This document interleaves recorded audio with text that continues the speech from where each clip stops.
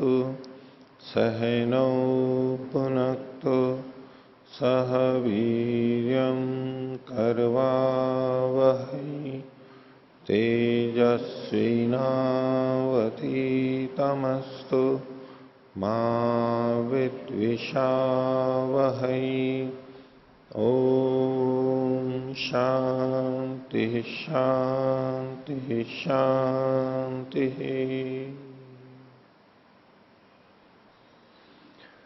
मीमांसा दर्शन की 140वीं कक्षा। मीमांसा दर्शन के तृतीय अध्याय के प्रथम पाद का 15वां अधिकरण आज हम प्रारंभ करेंगे। पिछले पाठों में से किन्हीं को कुछ पूछना है तो पूछ सकते हैं। हाँ। ओम। पृष्ठ संख्या 695 भाष्य में नीचे से तीसरी पंक्ति। हाँ। उक्तमेतत् प्रधाने असंभवन पदार्थस्तद्गुणे कल्प्यते इति, और इसी के साथ ही अज्ञाध्येय प्रकरणे च समाम्नानात् पवमान हविषाम तद्गुणता। इसके हिंदी भाष्य में नीचे से तीसरी पंक्ति में और अज्ञाध्येय के प्रकरण में पात्रों का, यह शब्द कल कटवा दिया था, तो यहां इसकी उपयोगिता लगती है। देखिए, इसको फिर से देख लेते हैं। ऊपर से देखिए 695 पृष्ठ पर तत्र ईशा संदेह, बीच में देखिए किम पवमानिष्टिषु निविशन्ते उत दर्शपूर्ण मासादिषु सर्वयागेषु। ठीक है, ये जो काष्ठ पात्र हैं, किम तावत प्राप्तम पवमान हविषु इति, ये पवमान हवियों में लगते हैं। क्यों पवमान हवियों में लगते हैं? तो यहां पर काष्ठ पात्र पवमान हवियों में क्यों लगते हैं, ये प्रश्न खड़ा हुआ है।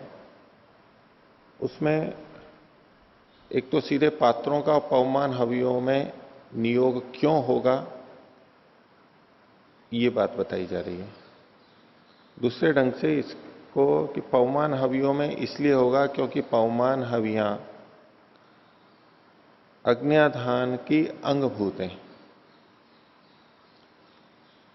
ठीक है, एक के जोड़ने से दूसरी बात वैसे आ जाती है। एक को कहो जिस तरह का अभिप्राय है यहां पर, उससे आ जाती है। तो पवमान हविष्यु हुई थी, जब इन्होंने कहा कि पवमान हवियों में होता है, तो क्यों होता है पवमान हवियों में? तो बोले एक सिद्धांत है कि प्रधाने असंभवन पदार्थस्तद्गुणे कल्प्यते।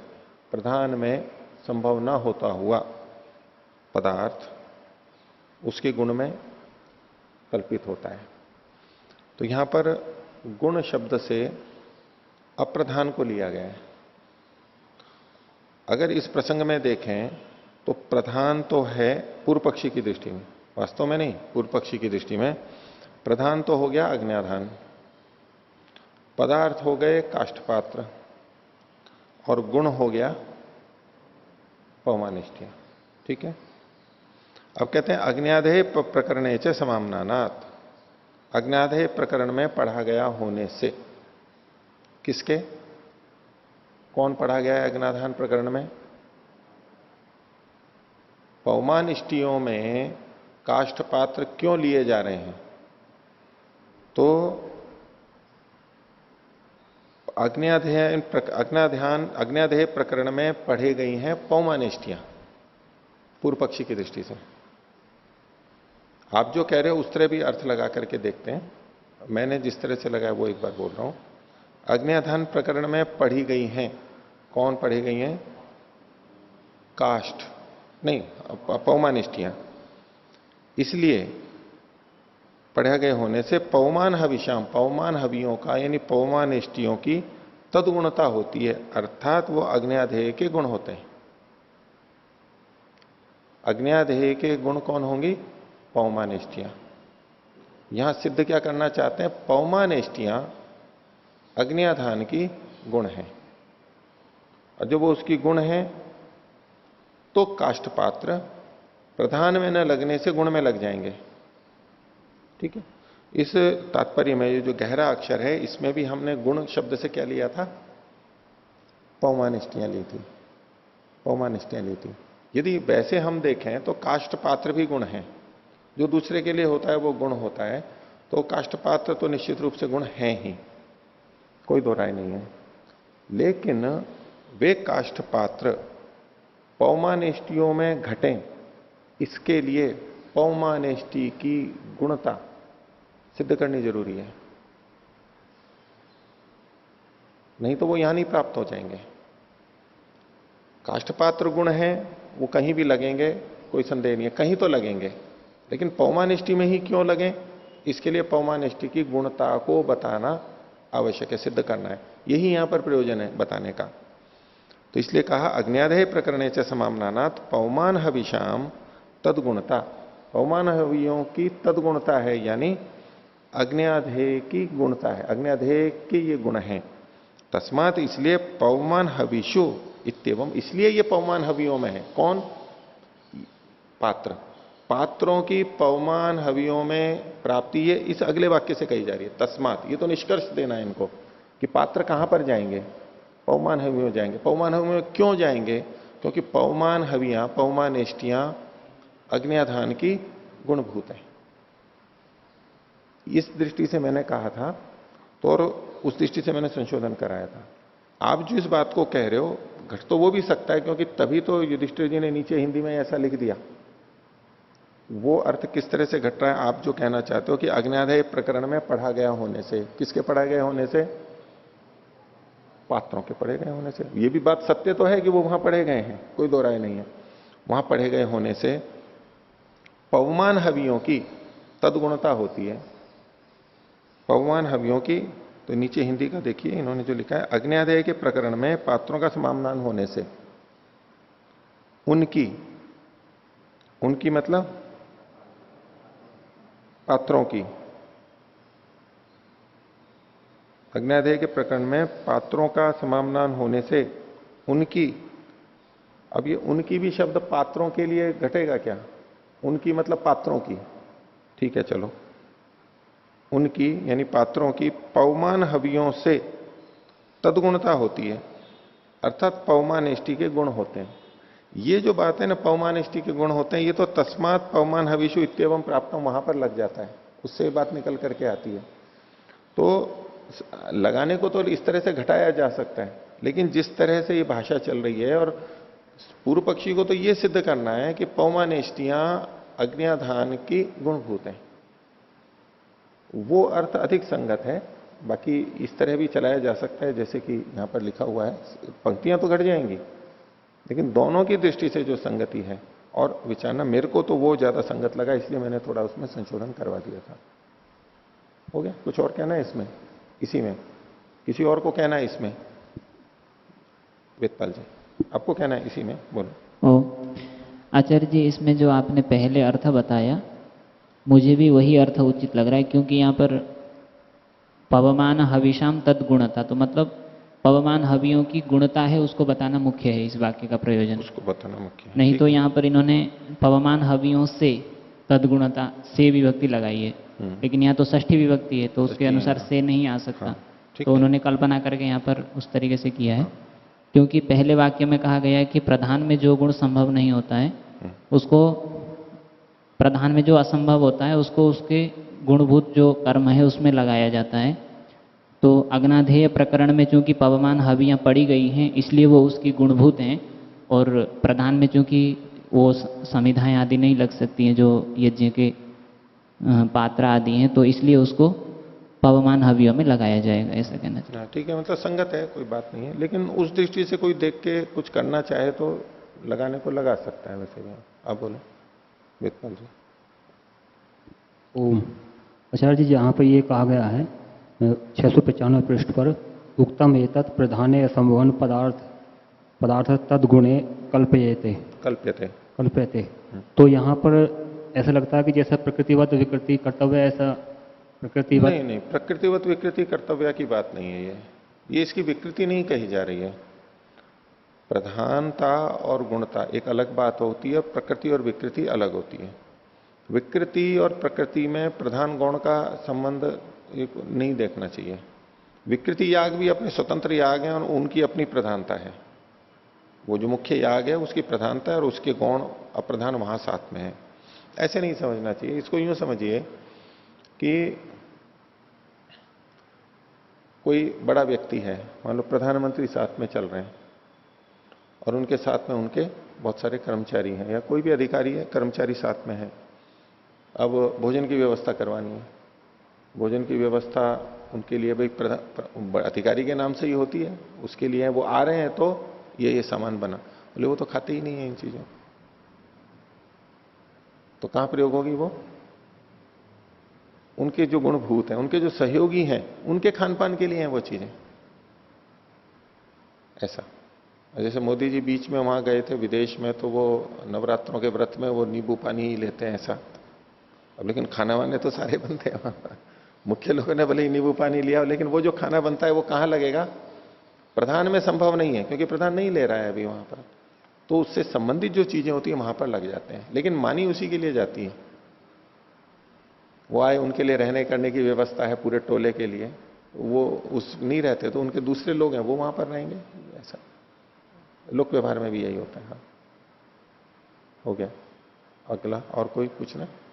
हाँ, पृष्ठ 696 पर 696। हाँ भाष्य की दूसरी पंक्ति में अंत से हाँ कस्तत्र परस्परेण संबंध इति, यहाँ कस्तत्र से आशय पात्र से बताया था, जबकि हिंदी व्याख्या में तीसरी पंक्ति में अंत से उन गुणों का परस्पर कौन सा संबंध हुए?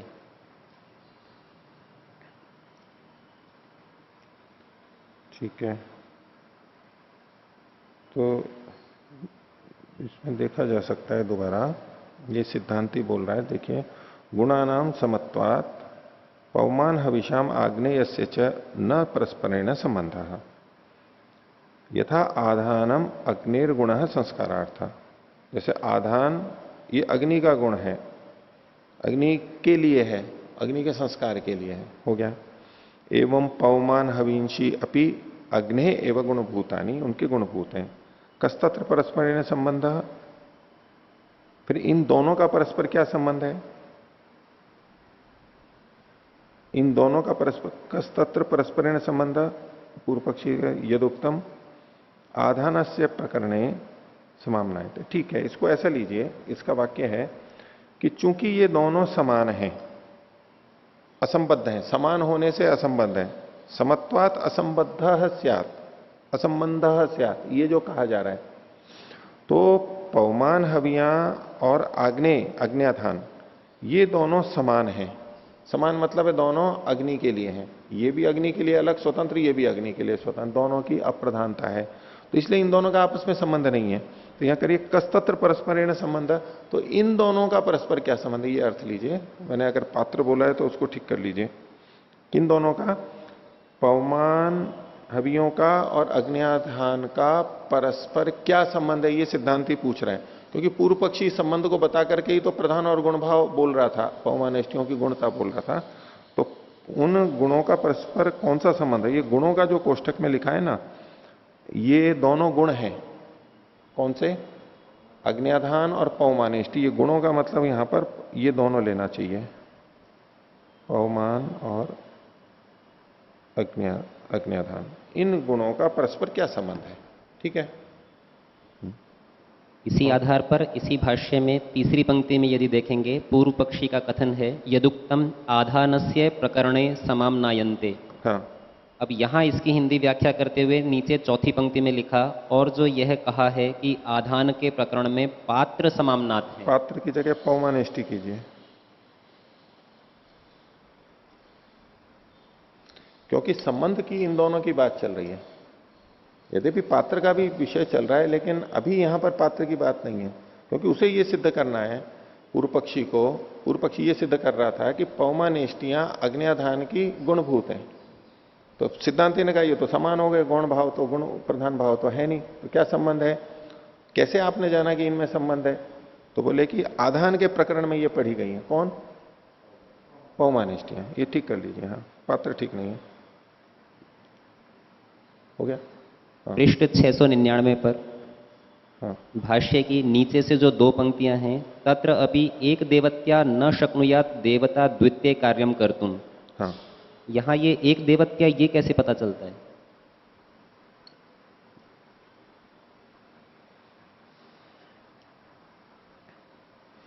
ये जो मंत्र थे ना, ये वहां से जोड़ना चाहिए। ये जो अनुवाक्या थी, इनमें सब में एक एक देवता था, एक में अग्नि और एक में सोम।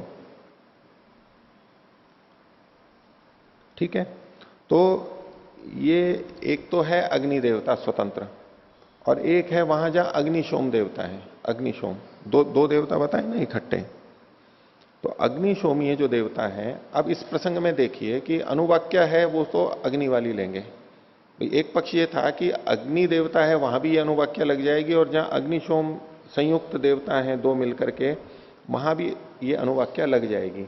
ऐसा करके हम संगति लगाएंगे। ये जो प्रयास चल रहा था उस प्रसंग में अब ये जो कहा गया, तत्रापि एक देवत्या, एक देवता वाली जो ऋचा है उसके द्वारा,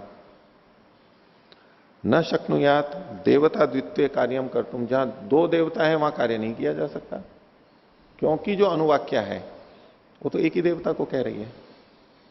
भले ही अग्नि देवता वहां पर है, लेकिन साथ में सोम है ना, वो तो दोनों मिले हुए हैं, सापेक्ष हैं वो दोनों, उसके लिए वहां पर नहीं हो सकती।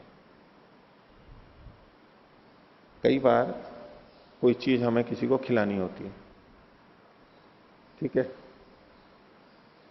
कोई है, मान लो कि दामाद है, दामाद को आपको कुछ विशेष कुछ खिलाना है, वो अकेला आएगा तब तो खिला देंगे, लेकिन दामाद के साथ उसका मित्र भी आया हुआ है, अब खिलाना है, लेकिन वो चीज तो केवल दामाद को ही खिलानी थी वो, तो अब वो जो दोनों आए हुए हैं अब नहीं खिलाएंगे उसको, अब दूसरा भोजन रखेंगे उनके सामने, रखेंगे तो अच्छा ही, लेकिन जो चीज थोड़ी सी थी और हमें किसी विशेष व्यक्ति को ही खिलानी थी, अब दो आ गए तो अब नहीं खिलाई जाएगी वो उसको, और अलग रख लिया जाएगा, इसको बाद में खिलाएंगे, कभी जब ये अकेले आएंगे तब खिलाएंगे। तो जो एक देवता के लिए सीधे उदाहरण नहीं, मैंने स्थूल लौकिक उदाहरण दिया, लेकिन अग्नि देवता वाला जब स्पष्ट एक देवता है, लिंग से पता लग रहा है एक ही देवता है, तो दो देवता के अंतर्गत ये नहीं लगना चाहिए। बस ये हेतु है इनका। इन्होंने हिंदी में यही लिखा होगा ना, एक देवत्या न शक्नुयात, वहां भी एक देवता वाली सोमी अनुवाक्या, देवताओं के, ठीक है, सोमी वाली ले लीजिए, अग्नि सोम ले लीजिए, तो चाहे तो अग्नि वाली ले लीजिए, चाहे सोम वाली ले लीजिए, कोई सी भी ले सकते हैं। यहां सोम का प्रसंग होगा तो सोम लेंगे। देवताओं की द्वित्व में कार्य नहीं कर, अर्थात एक देवता वाली सोमी अनुवाक्या दो देवता वाले कर्म की अनुवाक्या नहीं बन सकेगी। ठीक है, और कोई कुछ? पृष्ठ संख्या 695। 695।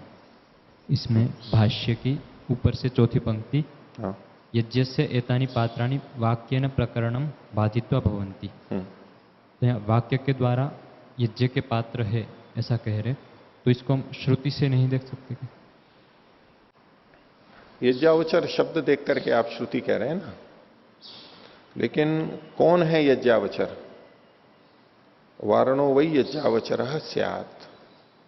ठीक है, श्रुति इस तरह से नहीं कहलाती है। श्रुति में जैसे कि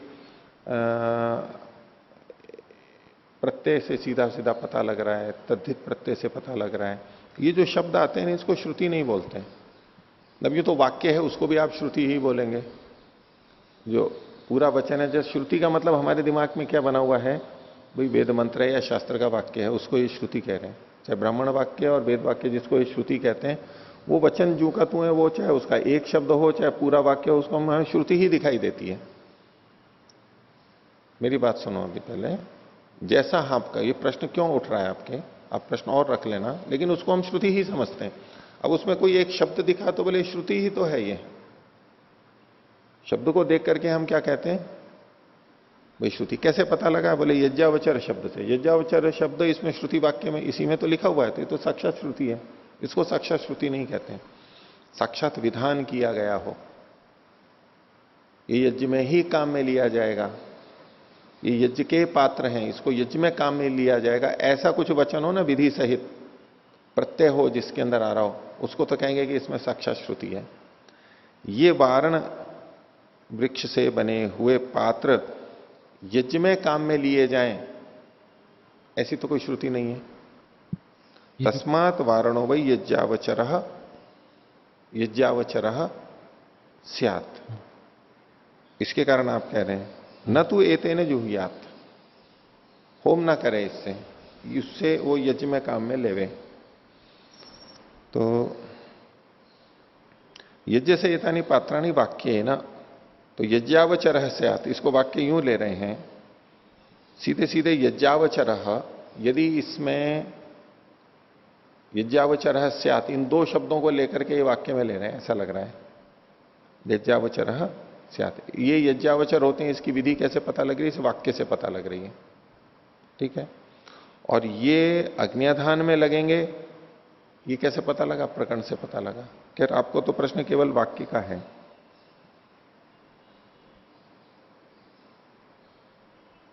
यहाँ पे श्रुति से कैसे देखेंगे? वाक्य, पूरे वाक्य से पता लग रहा है ये, ठीक है। वारण यज्ञावचर होता है, ये पूरे वाक्य से हमें पता लगा। श्रुति कैसे कहेंगे इसको? श्रुति अर्थात साक्षात विधान कहते हैं हम, ये जो सीधा कह रही हूँ। हाँ, तो जो यहाँ पे तस्मात् वारणो वै यज्ञावचरः स्यात्, तो ये विधान देखेंगे उस तरफ। इसको श्रुति को वो उस तरह लेते हैं जैसे प्रत्यय से सीधा पता लगता है। यजेतम है जैसे। हाँ, जैसे तद्धित प्रत्यय से पता लगता है, अथवा जो भी विधि की जा रही है ऐसा कोई प्रत्यय आता है, उससे जब सीधे सीधे कहा जाता है जिस चीज को। अब जैसे कि स्यात् के अंदर भी अस धातु का प्रयोग है और लिंग है, तो होने को वहां पर लिंग से कहा जा रहा है, यज्ञावचर को नहीं। यज्ञावचर को कैसे? यज्ञावचर को जाने के लिए उसको दूसरे पद का प्रयोग करना पड़ेगा, यानी वाक्य में जाना पड़ेगा। सीधे सीधे जैसे एकार्थाभिधान होता है, ये तो प्रत्यय से पता लग रहा है एक ही पद के अंदर, उसमें ये जो पता लग रहा है ये वाक्य से पता लग रहा है। वैसे हम इसको श्रुति देखते हैं, भाई पूरी श्रुति है, उस तरह ना देख के आप इसको यज्ञावचर से सीधे सीधे कहा गया है तो उसको ही श्रुति नहीं कहते हैं। हाँ, और जो वाक्य आता है यत् शब्दाः तदस्माकं प्रमाणम, और उसी वाक्य को हम यूं भी कह सकते कि साक्षात श्रुति विधान। नहीं, साक्षात श्रुति तो नहीं, उसके अलावा लिंग भी वाक्य भी, यत् शब्दाः तदस्माकं प्रमाणम, उसमें केवल श्रुति ही नहीं आएगी।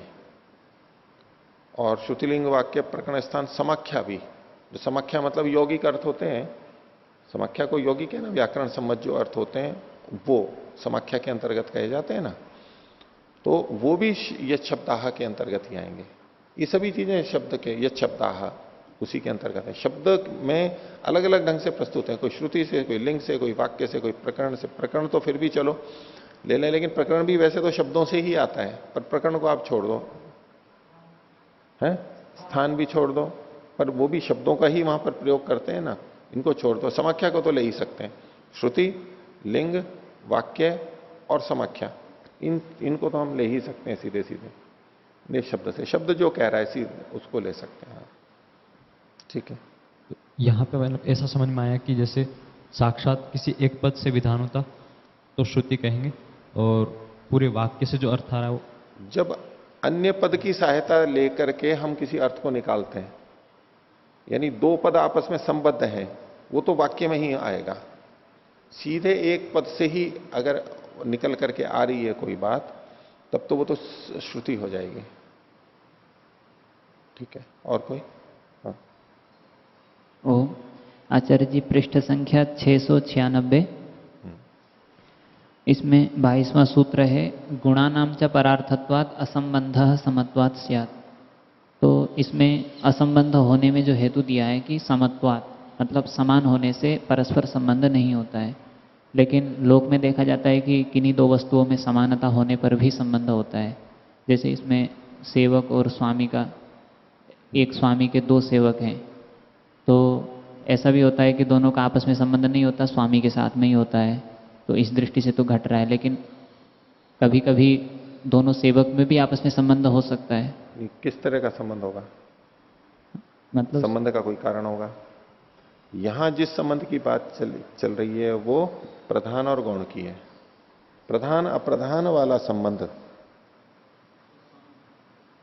हाँ नहीं, यहां संबंध केवल ये आपने किया कि कोई भी संबंध नहीं हो सकता है, ऐसा नहीं क्या तात्पर्य यहां पर। जो समान होते हैं यूं तो ययोरेव समम वित्तम, योरेव समम कुलम तयोर मैत्री विवाहश्च न तू पुष्ट विपुष्टयो। बस सामान्य व्यवहार है ही हो तो कि जिनका योरेव समम कुलम समान कुल होता है, जिनका धन समान होता है, उन्हीं की मैत्री और विवाह होते हैं। असमान में होते हैं तो दिक्कत हो जाती है। तो समानता के कारण संबंध बनते हैं, उसका निषेध नहीं है यहां पर।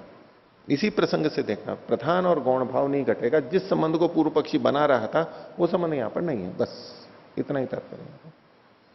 मतलब अगर दोनों प्रधान प्रधान हो गए अथवा दोनों गौण गौण हो गए तो उनका आपस में संबंध नहीं होगा। ये संबंध नहीं होगा, प्रधान गौण का संबंध नहीं होगा। अच्छा हाँ जी। और आचार्य जी पृष्ठ संख्या दूसरा 698।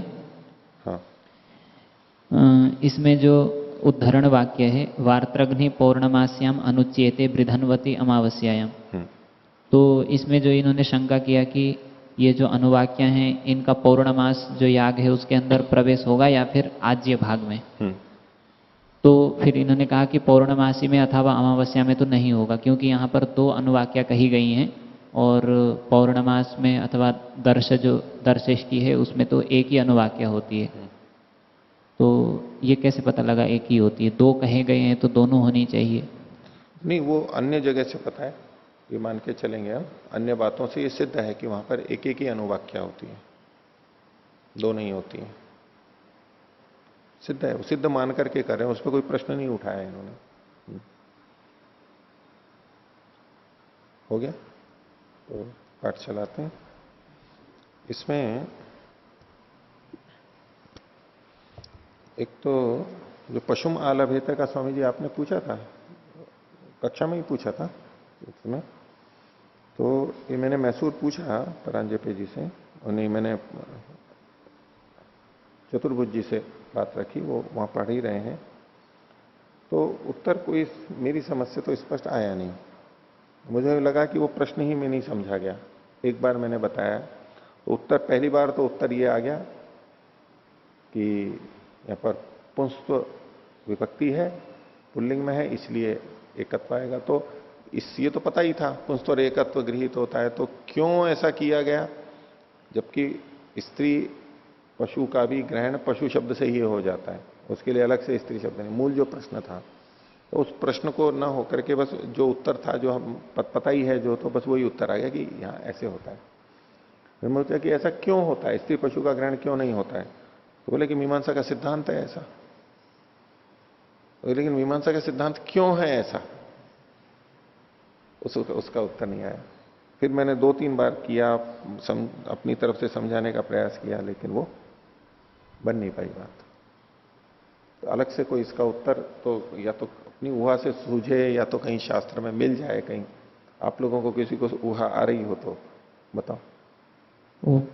आचार्य जी, ये अर्थ संग्रह में भी आया था कि पशुना यजेत, तो वहां पर पशुना था, यहाँ पर पशुम आलभेत है। तो चूंकि पशुना यजेत और पशुम आलभेत एक ही शास्त्र में उस तरीके के वचन कहे गए हैं, तो पशुना में वहां पर तृतीया विभक्ति है, और जो ना होता है वो केवल पुल्लिंग में अथवा नपुंसक लिंग में हो सकता है, क्योंकि स्त्रीलिंग में निषेध किया गया है, आंगो ना अस्त्रियाम, अर्थात स्त्री अभिधेय हो तो वहां पर ना का निषेध किया गया है।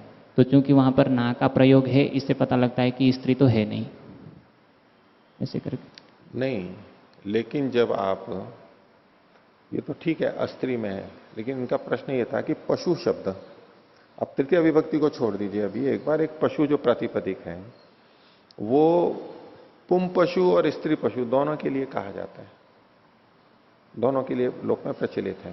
तो इनका कहना है कि यहां पर जो पुंस्त्व हमें दिखाई दे रहा है प्रत्यय का, वो केवल पुंस्त्व को ही कहता हो ऐसा नहीं है, वो स्त्रीत्व को भी कह रहा है, स्त्री पशु दोनों को मिलकर कह रहा है। या तो उसमें हम एक शेष मान करके करेंगे, ठीक है, तो एक शेष मान लिया तो उसमें एक शेष में उससे दोनों का ग्रहण होगा। तो जब दोनों का हो सकता है, तो जब यहां की ये निर्धारण करना है कि कौन सा ग्रहण होगा, तो उससे केवल पुम पशु ही क्यों ले रहे हैं, उसमें क्या निर्धारक तत्व है, ये इनका प्रश्न था। तो केवल ये कह देना कि यहां पर पुम प्रत्यय है, उतने मात्र से तो ये निर्णय नहीं हो पा रहा है। लोक के व्यवहार की दृष्टि से प्रश्न उठाया गया है। हाँ जी आचार्य जी, यहाँ पर एक बात आई थी कि अगर जिसका विधान कर रहे हैं, जो विधेय होता है, तो विधेय में तो ये प्रश्न होता है कि किस चीज़ को करना है, कैसे होना चाहिए, ये सारा उसमें प्रश्न आता है, इसलिए उसमें सारी चीज़ें विवक्षित होती हैं, ऐसा कहा गया था। तो जब अगर हम पशु शब्द से सामान्य पशु लेंगे तो सामान्य का तो आलम्बन नहीं हो सकता, तो विशेष की विवक्षा होगी। तो जब विशेष की विवक्षा होगी, ऐसी स्थिति में देखा जाएगा कि यहाँ पर स्त्री पशु है या पुं पशु है।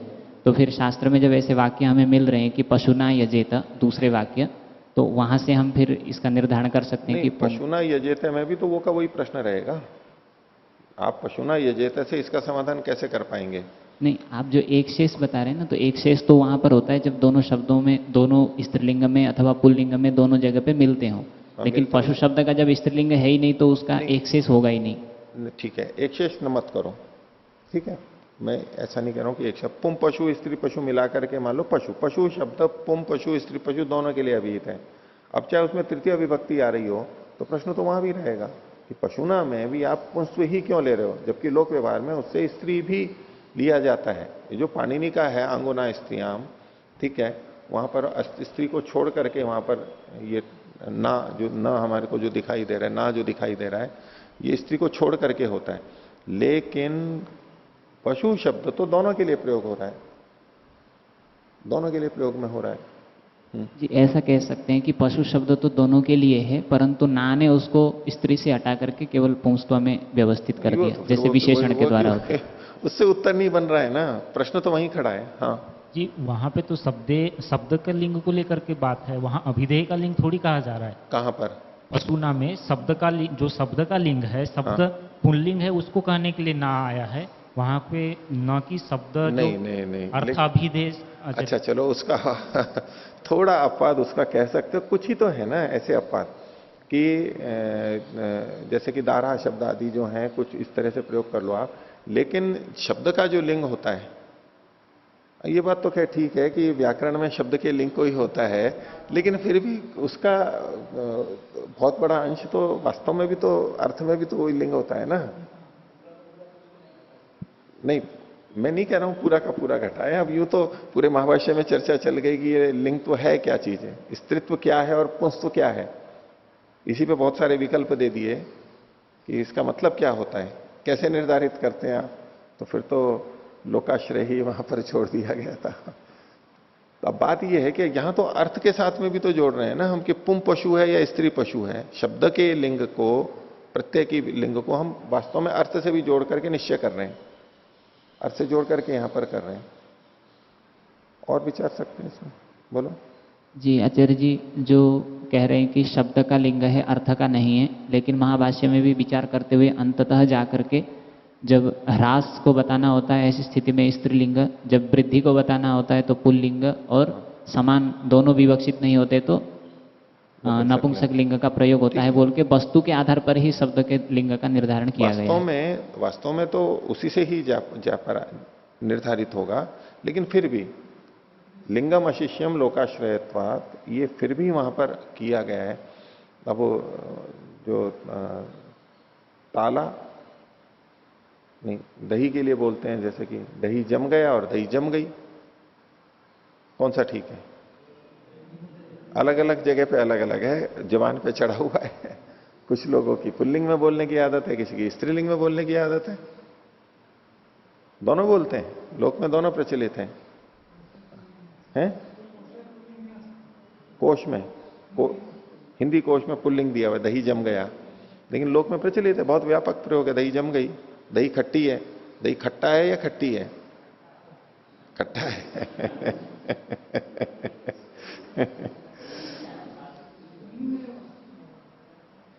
नहीं, स्त्रीलिंग में भी बहुत बोला जाता है। हाँ, नहीं अहिंदी भाषी नहीं, हिंदी भाषी क्षेत्रों में भी। आप में से किसी के नहीं, स्त्रीलिंग में कहां बोला जाता है हिंदी भाषी क्षेत्र वाले? कोई बिहार की तरफ, उत्तर प्रदेश में देखो। इन्होंने कहा बिहार में खट्टी बोला जाता है, उन्होंने कहा कि नहीं बिहार में तो खट्टा ही बोला जाता है। अब वो बिहार के हैं तो वो प्रमाणिक है, इसमें हो सकता है बिहार में भी अलग अलग क्षेत्र। आप कहां का बता रही हैं सुखदा जी? वहां क्या गाजियाबाद दिल्ली में क्या बोलते हैं? इकट्ठी हो गई। अर्चना जी गाजियाबाद में रहती हैं, पुल्लिंग में? हाँ चलो, गाजियाबाद में सब तरह के लोग रहते हैं, कोई बात नहीं। इसको, इस विषय को थोड़ा अभी और कुछ निकल के आता है तो और देखते हैं, नहीं तो उसको भी छोड़ दीजिए, ये पुल्लिंग में ही है। एक उन्होंने ये भी कहा था कि इसमें लिंग भी प्राप्त होता है, संकेत भी प्राप्त होता है कि जहां कहीं विशेष कथन था वहां पर स्त्री पशुओं को भी ग्रहण किया गया है, स्त्री पशुओं का। तो जहां स्त्री पशु को ग्रहण करना था वहां तो स्त्री पशुओं का नाम लिख दिया, और कहां स्त्री पशु नहीं लेना है तो वहां पर पुम पशु का भी विधान किया गया है। जैसे कि अतिरात्रे सरस्वतीम मेषीम आलभेत, अतिरात्र में मेषी को, मेषी मतलब भेड़, भेड़ी जो होती है, मेंढा और भेड़ जो स्त्री भेड़ है वो, उसका आलभन करना चाहिए। सरस्वती मेषीम आलभेत, यहां स्त्रीलिंग का प्रयोग कर दिया उसका, तो वहां अब स्त्री ही ली जाएगी, विशेष कथन हो गया। इसी तरह छागस से वपाया मेदसो अनुब्रूही, छागस से वपाया मेदसो, छागस से ये जो है पुल्लिंग शब्द है। छाग कहते हैं बकरी को, यानी अब बकरी, अब हम शब्द बोल तो रहे हैं बकरी को, बकरे को, हाँ बकरे को, बकरे को मोटे तौर पे। अब जैसे कि हम बकरा और बकरी दोनों हो तो हम क्या बोलते हैं वहां पर? क्या, कौन चल रहे हैं? बकरियां चल रही हैं, भले ही दोनों हैं लेकिन बकरियां चल रही हैं, यही रहेगा। और कुत्ते और कुत्तियां दोनों हो, बहुत हो, तो क्या बोलते हैं? कुत्ते हैं, वहां कुत्ती शब्द नहीं बोलते। पाणिनीय सूत्रम अस्ति ग्राम्य पशु ग्राम्य पशु स्त्री असंगेशु,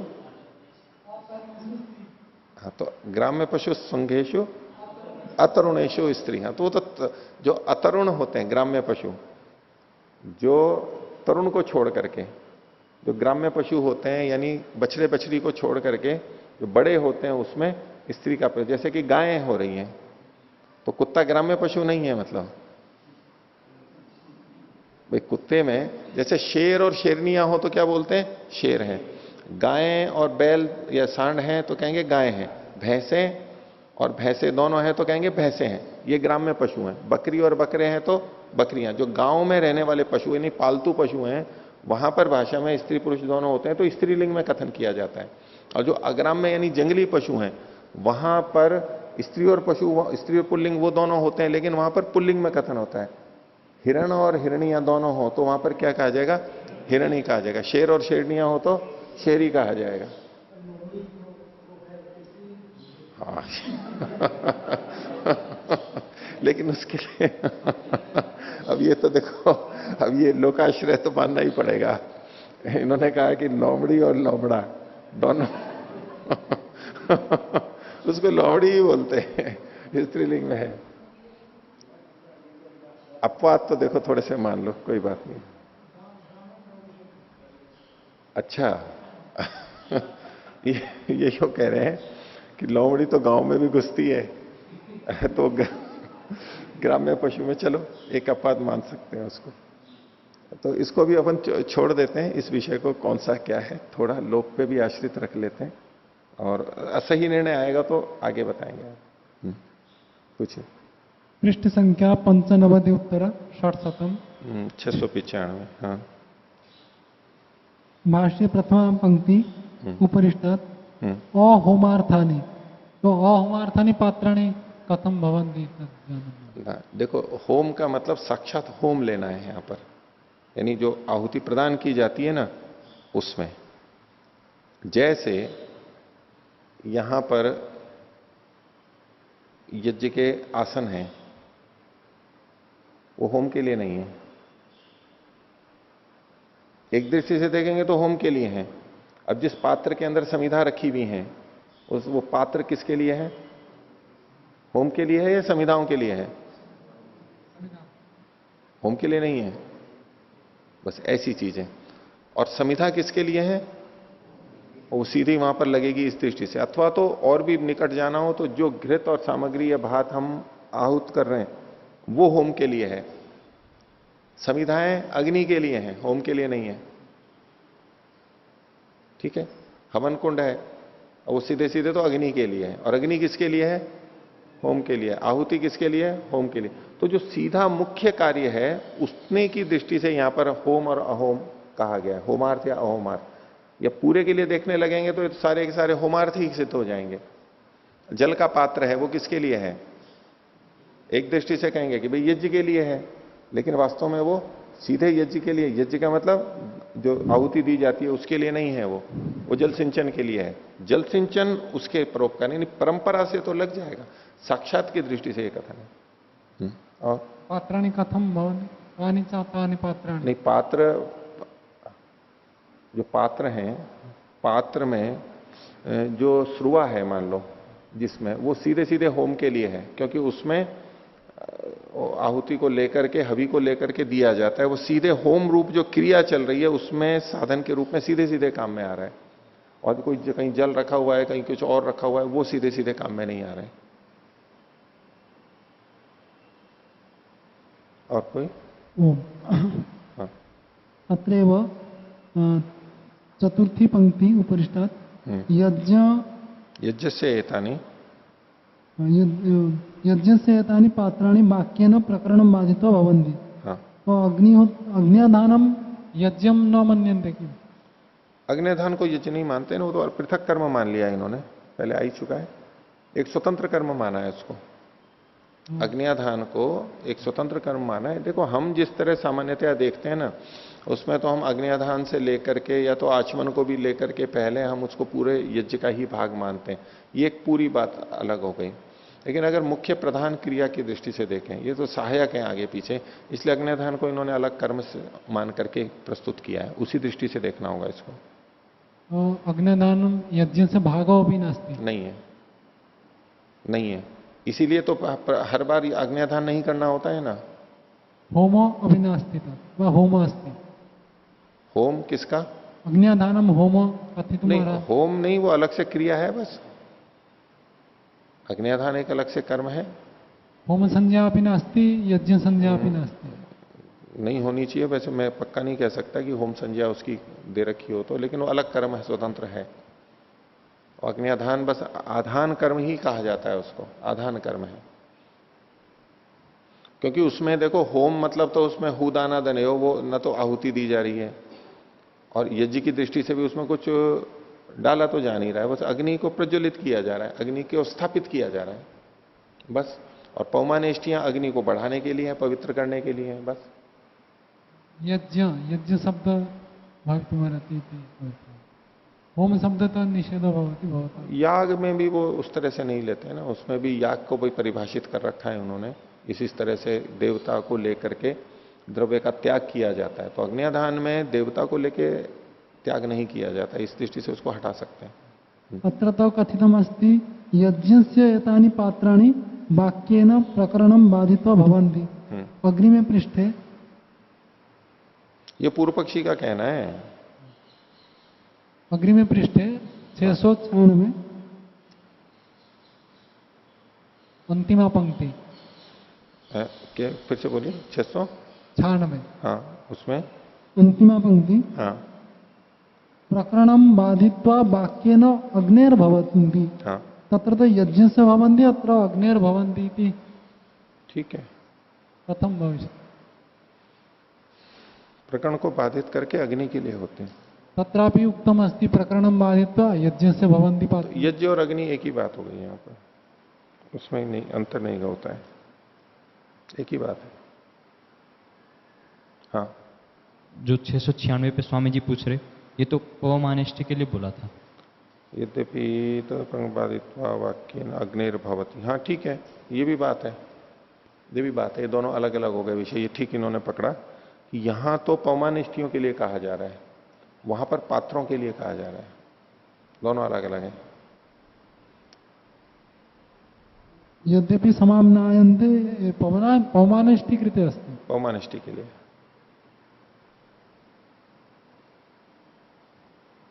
यद्यपि आधान प्रकरण में पात्र पढ़े गए हैं, पात्रम लिखितम अस्ति। नहीं वो गलत है, वो प्रकरण है ना पीछे भी जो इन्होंने वरुण जी ने कहा था ना, यहाँ पर पात्र का है, इसी तरह यहाँ भी यद्यपि आधान प्रकरण में पात्र पढ़े गए, ये पात्र की जगह यहाँ पर पौमानिष्ठि होना चाहिए।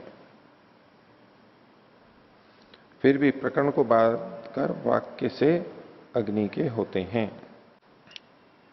वो तो एक जगह गलती हो गई तो उसी के अनुसार अर्थ चल रहा है, तो वो सभी जगह उसी शैली से फिर अर्थ होता चला जाता है। इसमें भी शोधन कर लीजिए। पात्र की जगह पौमानिष्टि लिखना है यहां पर। ठीक है, आगे करते हैं। हो गया? अग्नि में पृष्ठ है, बोलो 697। हाँ उपरिष्टात् प्रथमा पंक्ति। हाँ ननु आहवनीये अत्र यागस्य अधिकरणत्वेन गुणभूतः। हाँ। तो यागस्य कस्य यागस्य अधिकरणत्वं वर्तते? याग मतलब तो इसमें प्रधान याग लेना चाहिए। प्र- आवनीय यहां पर याग के अधिकरण के रूप में गुणभूत सुना जा रहा है। ये जो है ना, यदा आवनीय जुहोति, ये जुहोति मतलब पवमान है वैसे तो। एक मिनट रुकिए।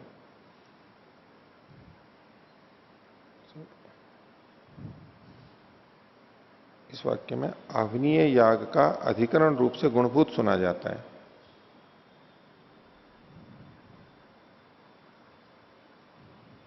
इसमें भी देखिए वाक्य रचना के अंदर ये अलग हो गया है। यहां मतलब इस वाक्य में ननु आवनीयोत्र, आवनीय याग का अधिकरण। हाँ, तो आवनीय जो है वो, आवनीय जो है वह, जो आवनीय है अग्नि, वह याग का अधिकरण रूप से गुणभूत सुना जाता है। तो गुणभूत है आवनीय। ननु अत्र आवनीयो अत्र याग से अधिकरणत्वेन गुणभूत है, क्योंकि आवनीय में याग किया जाता है, अधिकरण के रूप में है। याग करने का अधिकरण कौन बनेगा? कहां किया जाता है याग? आवनीय अग्नि में किया जाता है। इसलिए तो याग का कुछ भी लिया जा सकता है, आगे वाला भी।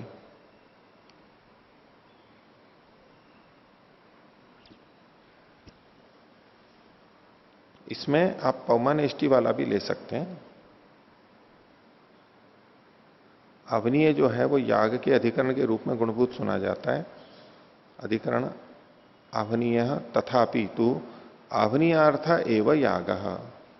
यद्यपि ये सुना जाता है वो आगे बड़े याग के लिए है, लेकिन फिर भी आवनीय जो है आवनीय के लिए याग है। ये जो याग है ना पौमानिष्टि, ये आवनीय के लिए। देखो एक सामान्य नियम ले लो कि आवनीय अग्नि याग के लिए होती है। याग का मतलब जो भी उस अग्नि में किया जाता है। आगे सामान्य रूप से जो प्रधान याग आदि किए जाते हैं वो सब आवनीय में किए जाते हैं। तो आवनीय अधिकरण होता है उन यागों का। इस ठीक है, तो कह रहे हैं सत्यम अधिकरणम आवनीय, आवनीय अधिकरण है तथापि, लेकिन फिर भी इस प्रसंग में क्या होगा? तथापि तो आवनीयार्थ एवं याग। लेकिन ये जो याग है यानी पौमानेष्टि, ये तो आवनीय के लिए है। तो सत्य कह रहे हैं मतलब और जगह के जो अन्य याग हैं वहां पर घटेगा ये प्रधान याग में। तो यहां याग का मतलब आवनीय नहीं है। ये यहां याग का मतलब पौमानेष्टि नहीं है। ये जो पहला वाला है ना, याग से अधिकरणत्वेन गुणभूत श्रूयते, यहां याग का मतलब पौमानिष्टि नहीं, एक सामान्य याग का मतलब लिया है। और पौमानिष्टि को इन्होंने अलग कहा। यद्यपि पौमानिष्टि याग है लेकिन फिर भी वो आवनीय के लिए है, आवनीय अग्नि के लिए है, उसको पवित्र करने वाला है। बोलिए। ओम 697 पृष्ठ पर हाँ नीचे से 5वीं पंक्ति। हाँ होमाच स्वर्गो भवति तस्य च आहवनीयेन अपरो अदृष्ट संस्कार है। हाँ। तो होम से स्वर्ग होता है और होम जो है वो आहवनीय अग्नि में होता है। तो आहवनीय अग्नि इसलिए वो उसका होम का अदृष्ट संस्कार होगा, ऐसा कहना चाह रहे हैं? इस पे थोड़ा और विचार करके करेंगे। इसको पहले हिंदी में भी और देख लीजिए। देखो इन्होंने कहना चाहते हैं स्वर्गे कल्पे माने द्विर अदृष्टम कल्पेत। अगर आप यहाँ स्वर्ग की कल्पना करोगे तो आपको दो अदृष्ट मानने पड़ेंगे। दो अदृष्ट क्या है? एक तो होमाच्य स्वर्गो भवती, होम का मतलब यहाँ पर पौमानिष्टि। तो नीचे देखिए स्वर्ग की कल्पना करने पर दो अदृष्ट कल्पित हो गए। पहला है होम से स्वर्ग होता है, ये एक बात, होमाच्य स्वर्गो भवती। अब तस्य च आहवनीयेन अपरो अदृष्ट संस्कार है। अब उसका तो मतलब यहां पर होम ही आना है। होम का आवनीय के द्वारा, आवनीय अग्नि के द्वारा फिर एक और संस्कार करना चाहिए। इति तस्मात अग्न्यर्थता पौमान हविषाम। अगर आप ऐसा अर्थ करते हो, देखो इसको है ना अभ्युपगम से लेकर के करेंगे तो अर्थ निकलेगा। और वरुण जी, ये जो है ना, जो अपने को विरोध दिखाई दे रहा है, ऊपर इन्होंने स्पष्ट कहा है कि पौमानेष्टि आवनीय के लिए है, अग्नि के लिए है, और इसमें कोई दो राय नहीं है, वो है। लेकिन जब इसमें अगर फल की कल्पना करेंगे अलग से, तो एक तो होम से तो स्वर्ग मानना पड़ेगा, होम से तो स्वर्ग मानना पड़ेगा, ये अदृष्ट की कल्पना हो गई। तो आवनीय अग्नि किसके लिए होगी? होम के लिए माननी पड़ेगी यहां पर अभ्युपगम से। जैसे कि अन्य प्रधान यागों में आवनीय अग्नि होम के लिए होती है, याग के लिए होती है, याग आवनीय के लिए नहीं होता है, ऐसे ही यहां पर भी मानना पड़ेगा। तो ऐसे में आवनीय अग्नि के द्वारा इस पौमानेष्टि का संस्कार किया गया, उसका हित किया गया, ऐसा मानना पड़ेगा अभ्युपगम से। यानी ये भी संस्कार माना, दो दो चीजें माननी पड़ेंगी। तो वो क्या होगा? होमाच स्वर्गो भवति तस्य च, उस होम का आवनीय न, आवनीय के द्वारा यानी अग्नि के द्वारा अपरो अदृष्ट संस्कार आई थी, एक दूसरा और संस्कार मानना पड़ेगा। तस्मात अग्न्यर्थता पौमान हविषाम, तो ये हो नहीं सकता है, मानना पड़ेगा अभ्युपगम से। अगर आप विपरीत अर्थ लेते हो तो ये मानना पड़ेगा, लेकिन वो ठीक नहीं है। अब इसमें यहां बीच में जोड़ेंगे, लेकिन वो ठीक नहीं है, इसीलिए आगे कह दिया तस्मात अग्न्यर्थता पौमान हविषाम। पौमान हवियों की अग्न्यर्थता है, ये वही पहले वाली ऊपर वाली बात यहां पर कह दी। तो ये जो बीच में विपरीत बात दिखाई दे रही है, ये अभ्युपगम से कहते हुए कही गई है, इसलिए ये मान्य है, मतलब वो परस्पर विरोध नहीं है ये। ठीक है, हो गया। अब इसको देखिए, इसलिए नीचे वाला अर्थ जो यहां पर विचारणीय था, स्वर्ग की कल्पना करने पर दो अदृष्ट कल्पित हुए हैं, होम से स्वर्ग होता है, यहां तक तो हो गई बात, और उस आवनीय से अन्य अदृष्ट संस्कार होता है। तो उस आवनीय से अदृष्ट संस्कार होता है। देखो तस्य च आवनीय न, तो यहां पर तो तेन च आवनीय न होना चाहिए, अगर ये अर्थ जो लिखा है ना, उस आवनीय से अन्य अदृष्ट संस्कार होता है, ये वाक्य रचना ठीक नहीं है, इसलिए मैंने यहां लिखवाया था उसका। तस्य मतलब उसका, होम का, उसका कर लीजिए, उसका, या उसका मतलब है होम का। आवनीय से मतलब अग्नि से अन्य अदृष्ट संस्कार होता है, ये मानना पड़ेगा आपको, इसलिए पौमान हवियों की अनवर्थता है। देखो अगर आप इसको सिद्धांत पक्ष में मानेंगे ना कि याग का आवनीय से अदृष्ट संस्कार होता है, तो अगले ही वाक्य में जो कहा गया तस्मात अग्न्यर्थता पौमान हविषाम, ये एकदम विपरीत जा रहा है ना, इसलिए ऐसे स्थलों पर वो अभ्युपगम से कहा हुआ वाक्य माना जाता है। ऐसा मानेंगे तो ये होने लगेगा, जबकि है नहीं, है तो ये विपरीत लगेगा। न्याय दर्शन में कई जगह ऐसा ही हो जाता है, तो बात अभ्युपगम से कही जा रही होती है और हम सोचते हैं कि ये तो ऐसे कहते हैं, ये कैसे कह सकते हैं, ये तो ये मानते हैं, ये कैसे कह सकते हैं। भाई उसकी बात को लेकर के अभ्युपगम से कहा जाए कि ऐसा होगा तो ये हो जाएगा, अभ्युपगम से है। ठीक है, अगला पाठ चलाते हैं। अभी जो अभ्युपगम से समझाया था जी, एक बार और पुनः जी, मुझे स्पष्ट नहीं हुआ जी, क्योंकि यहां पर जो बात आई थी उसमें देखो उसको, यदि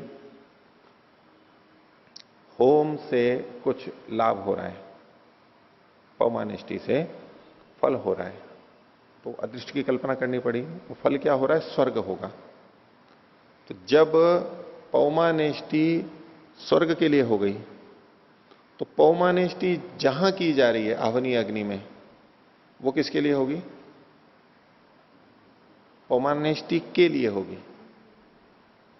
अब आप ऐसे नहीं कह सकते कि पौमानेष्टि आवनीय के लिए है। अगर पौमानेष्टि स्वर्ग के लिए है, तो पौमानेष्टि आवनीय के लिए नहीं हो सकती, विपरीत हो जाएगा ये। तो आवनीय और पौमानेष्टि के बीच में क्या संबंध बनेगा? आवनीय पौमानेष्टि के लिए होगी, जैसे कि आवनीय अग्नि अन्य प्रधान यागों के लिए होती है और प्रधान यागों का फल स्वर्ग आदि होता है।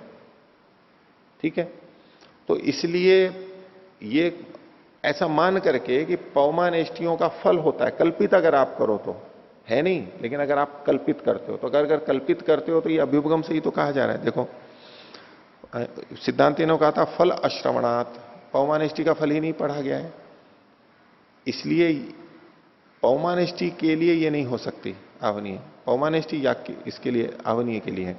फल अश्रवणात्, आगे कहते हैं कल्प्यम फलम इति चेत, अगर फल कल्पित करना पड़े ऐसा, तो बोले सत्यम कल्प्यम, तो कल्पित करना पड़ेगा।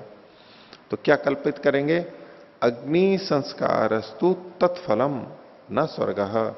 तो अगर इसको कल्पित करना भी पड़ेगा तो ये पौमानिष्टियां अग्नि के संस्कार के लिए होंगी, न कि स्वर्ग के लिए। पौमानिष्टियां यदि अग्नि के संस्कार के लिए हैं तो पौमानिष्टियों का फल स्वर्ग आप नहीं मान सकते। ठीक है, तो कहा अग्नि संस्कारस्तु तत्फलम अल्पविराम न स्वर्गः। आगे स्वर्गे कल्पे माने, यदि आप पौमानिष्टियों का स्वर्ग फल कल्पित करते हो तो, अभी अभिगम की भाषा शुरू हो गई है। स्वर्गे कल्पे माने द्विरअदृष्टम कल्पेत, आपको दो अदृष्ट कल्पित करना पड़ेगा। कौन से दो करने पड़ेंगे? होमाच्च स्वर्गो भवति, ये तो आपको करना ही है। और दूसरा, आवनीय के द्वारा पौमानिष्टियों का संस्कार किया जा रहा है, उससे भी अदृष्ट उत्पन्न हो रहा है, ये भी आपको मानना पड़ेगा। दो चीजें करनी पड़ेंगी और दो हो नहीं सकती हैं। हाँ, आवनीय के द्वारा पौमानिष्टियों से जो स्वर्ग की कल्पना करनी पड़ेगी, वो तो पहले वाले से आई गया। जो पहला वाला जो कहा होमात स्वर्गो भवति, वहीं से आई गया ये बात तो। नहीं नहीं, होम से हम पवमानेष्टि ले रहे हैं। हाँ। और वो पवमानेष्टि प्रधान होते हुए और उसमें आग्नेय जो आवनीय है वो पवमानेष्टि के लिए होते हुए अदृष्ट के लिए जाएगी। नहीं, उस तरह नहीं करके जो आवनीय अग्नि है विशेष प्रकार की, उसी में ये किया जा रहा है। तो आवनीय अग्नि की क्या विशेषता है यहां पर इसको करने में? तो आवनीय अग्नि से एक अदृष्ट संस्कार मानना पड़ रहा है, ये कह रहे हैं। एक अदृष्ट संस्कार और मानना पड़ रहा है। जी हाँ, दो स्वर्ग बनाने के लिए, दो अदृष्ट कल्पित करने के लिए, तब तो हमें एक आवनीय से लेना पड़ेगा और एक इससे लेना पड़ेगा पवमानिष्टि से। नहीं, दो स्वर्ग नहीं है यहां पर। आवनीय से पौमानिष्टियों का कोई संस्कार नहीं किया जा रहा है, कुछ दिख नहीं रहा है। जी, कुछ दिख नहीं रहा है, तो वहां पर अदृष्ट की कल्पना करनी पड़ेगी। जी, वो अदृष्ट क्या है? अपूर्व है। जी, अब वो कैसे आगे जाकर के फल देगा वो अलग बात है। जी। हाँ, तो मैं ये कहना चाह रहा हूँ कि आवनीय अगर पवमान के लिए हो, सिद्धांति मानता तो नहीं है, लेकिन अगर आवनीय पवमान के लिए हो तो चूंकि पवमान इष्टियां तो निरर्थक हैं, सार्थक करने के लिए उनसे अदृष्ट की कल्पना करनी पड़ेगी। तो एक तो अदृष्ट ये हो जाएगा, और एक जो आवनीय होम है, जो होन जिसके लिए वाक्य पढ़ा गया है शास्त्र में। आवनीय कोई होम नहीं है अलग से, आवनीय तो अग्नि है। देखो, चलो इसको और विचार कर लेंगे। आगे देखिए, नया पाठ देखिए। तो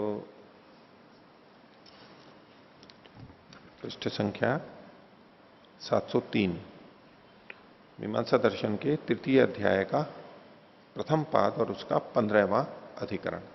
शीर्षक देखिए, चतुर्धाकरण से आग्नेय मात्रांगता अधिकरणम। चतुर्धाकरण, चतुर्धा मतलब चार टुकड़े करना। कोई एक चीज है उसको चार भागों में बांटते हैं, तो इसको कहते हैं चतुर्धाकरण। चार भागों में बांट दिया। पूर्वडाश के संदर्भ में ये बात है, पूर्वडाश के चार भाग कर देते हैं। जैसे कई चीजें होती हैं, हम उसको चार टुकड़े करके और अलग अलग कर देते हैं। तो चतुर्धाकरण से आग्नेय मात्रांगता अधिकरण, ये आग्नेय मात्र में घटेगा पूरे के अंदर, ये यहां पर सिद्ध किया जाएगा। तो प्रसंग देखिए, दर्शपूर्ण मास है समामनाए थे। दर्शपूर्ण मास में ये वाक्य मिलता है क्या? आग्नेयम चतुर्धा करोति। जो अग्नि देवता से संबंधित पूर्वडाश है उसके चार भाग करता है। तत्र संदेह, ये प्रश्न है, संदेह है कि किम आग्नेय अग्निशोमीय च इंद्राग्नेय च सर्वत्र चतुर्धाकरणम किम वा आग्नेय एव इति। ये जो चार की बात कही गई है, तो वाक्य क्या था? आग्नेयम चतुर्धा करोति। आग्नेयम में तद्धित से देवता की श्रुति है, श्रुति से तद्धित से, यहां पर तद्धित से साक्षात श्रुति है, ये लिंग नहीं है। ये तद्धित प्रत्यय आकर के हमें बता रहा है, तो ये तो देवता के अर्थ को ही बताता है, ये श्रुति है। तो श्रुति अग्नि देवता वाली कह रही है, जो अग्नि देवता हो। तो अग्नि देवता तो अकेला भी मिलता है, और अग्नि देवता अग्नि और सोम मिलकर के भी मिलते हैं, और अग्नि देवता इंद्राग्नि, इंद्र और अग्नि मिलकर के भी मिलते हैं। तो स्वतंत्र अग्नि में ये घटेगा, अथवा मात्र स्वतंत्र अग्नि में ही घटेगा, अथवा अग्निशोमीय में जो अग्नि है वहां भी घट जाएगा, और इंद्राग्न है वहां अग्नि है उसमें भी घट जाएगा। तो इनका निर्णय है कि आग्नेय मात्र में, अब यह मात्र शब्द केवल अवधारण में है कि केवल अग्नि देवता जहां पर होगा वहीं पर ही ये बात घटेगी। दूसरा देवता भी साथ में होगा, सोम साथ में होगा या इंद्र साथ में होगा, वहां पर नहीं घटेगा ये चतुर्धाकरण। ये इनका निष्कर्ष है। तो किम प्राप्तम, पूर्व पक्षी कहता है शेषस्तु गुण संयुक्त साधारण प्रतीयेत अल्प विराम मिथस्तेषाम असंबंधात। बोले शेषस्तु, ये जो चतुर्धाकरण है, पुरोडाश का चतुर्धाकरण है, ये शेष है। शेष का मतलब क्या हुआ? अप्रधान है कि जो दूसरे के लिए होता है। शेष किसे कहते हैं? जो परार्थ होता है। तो ये जो चतुर्धाकरण है ये पुरोडाश के लिए, दूसरे के लिए है, शेष कर्म है, गुण संयुक्त है, और ये गुण के साथ में संयुक्त होता हुआ। गुण कौन है यहां पर? अग्नि देवता वाला पुरोडाश। तो आग्नेय में जो अग्नि देवता है जिसका, इस गुण से संयुक्त यहां पर चतुर्धाकरण जुड़ा हुआ है। आग्नेयम चतुर्धा करोति, तो गुण से संयुक्त होता हुआ ये साधारण प्रतीत होगा। प्रतीयत, साधारण मतलब सब में लगना चाहिए। सबका मतलब हो गया कि अग्नि जहां पर है अकेले भी और औरों के साथ भी है, वहां सब जगह जहां जहां अग्नि है वहां वहां घटना चाहिए, क्योंकि ये सामान्य रूप से गुण शेष है, और शेष के जो गुण होते हैं वो सब जगह लग जाते हैं। जो प्रधान होता है उसमें जो लिखा हुआ होता है वो तो वैसा का वैसा ही घटता है। मिथस्तेषाम असंबंधात, तो बोले यहां पर अग्नि देवता और चतुर्धाकरण इनके परस्पर संबंध न होने से, क्योंकि ये जो चतुर्धाकरण है ये किसका हो रहा है? पुरोडाश का हो रहा है, और पुरोडाश कौन है? आग्नेय है, अग्नि देवता से संबंधित है। उस पुरोडाश का नाम अग्नि देवता से संबंधित है, लेकिन ये जो चतुर्धाकरण है ये अग्नि से जुड़ करके नहीं हो रहा है, ये चतुर्धाकरण पुरोडाश का हो रहा है। अगर ये चतुर्धाकरण अग्नि से जुड़ करके होता तब तो वो बात हो जाती, लेकिन यहां तो अग्नि का और चतुर्धाकरण का सीधा संबंध नहीं है, चतुर्धाकरण पुरोडाश से जुड़ा हुआ है। भाष्य देखिए, शेषस चतुर्धाकरणम, शेष क्या है? ये चतुर्धाकरण ही शेष है। आग्नेयम इति देवता गुण संयुक्त साधारण प्रतीयते, ये जो आग्नेय शब्द लिखा हुआ है ये देवता के गुण से संयुक्त जो है कथन पुरोडाश का, ये साधारण है, अग्नि देवता से युक्त होगा। वहां ये थोड़ा कहा गया है कि अकेले अग्नि देवता से युक्त हो तो अन्य के साथ में जुड़ा हुआ हो तो नहीं, ऐसा कुछ नहीं कहा गया, बस अग्नि देवता बात कही गई है। अग्निशोमीय अपि स्याद इंद्राग्नि अपि, इसलिए अग्निशोम देवता में भी और इंद्राग्नि देवता हो वहां भी, जहां जहां अग्नि है वहां भी होना चाहिए। क्यों? कुतः तौ अपि आग्नेय, वो भी आग्नेय है, अग्नि से ही संबंधित कहे जाएंगे। यस्य अग्निर्देवता अन्याच भवति असौ आग्नेय, जिस पुरोडाश की अग्नि भी देवता होती है और अन्य भी देवता होते हैं, वो दोनों ही उसको भी आग्नेय कहते हैं, उसको भी आग्नेय कहते हैं। उसके लिए एक लौकिक उदाहरण दिया, तद्यथा या डित्थस्य डवित्थस्य च माता सा डवित्थस्य भवति एवं इहापि। कोई एक महिला है, उसके दो पुत्र हैं, डित्थ और डवित्थ, महाभाष्य में भी आता है ये डित्थ और डवित्थ।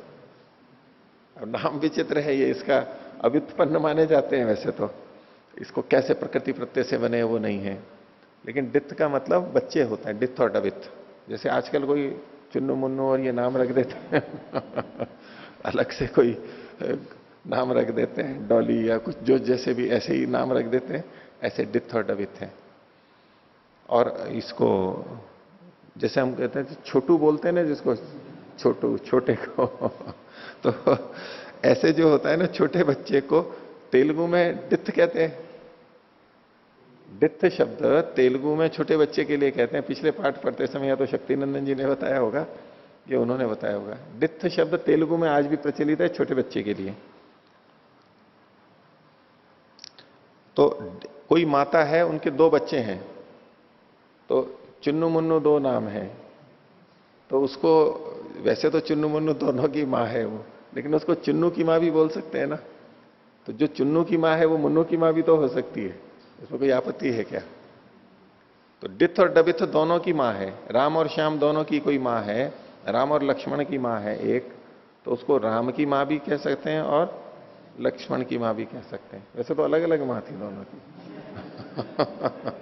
तो ठीक है, राम और श्याम ले लीजिए, लव और कुश ले लीजिए, लव और कुश की मां सीता, तो लव की मां भी कही जा सकती है और कुश की मां भी कही जा सकती है, उसमें कोई आपत्ति नहीं है। तो ऐसे ही 2 देवता वाले से भी जुड़ जाएगा। आगे, यदि आग्नेयस्य अग्निशोमीयस्य च पुरोडाशस्य मिथः संबंधो न भवेत तदा आग्नेय एवं चतुर्धाकरणम व्यवतिष्ठेत। पूर्व पक्षी अभ्युपगम से बोल रहा है ये कि यदि आग्नेय और अग्निशोमीय पुरोडाश का आपस में कोई संबंध ना हो, अग्नि देवता वाला पुरोडाश और अग्निशोम देवता वाला पुरोडाश, इनका आग्नेय और अग्निशोमीय का यदि परस्पर कोई संबंध ना हो, तब तो ये कह सकते हैं कि आग्नेय में ही चतुर्धाकरण होगा। लेकिन भवती तो संबंध है, लेकिन इनमें संबंध तो होता है। संबंध क्या होता है? संबंध बस इतना ही कि जो अग्नि देवता वाला है वो भी अग्नि देवता से संबंधित है, और जो अग्निशोम देवता वाला या इंद्र अग्नि देवता वाला है वो भी अग्नि देवता से संबंधित है। वैसे यही संबंध बोल रहे हैं। तस्माद अव्यवस्था, इसलिए यहां पर अव्यवस्था होनी चाहिए।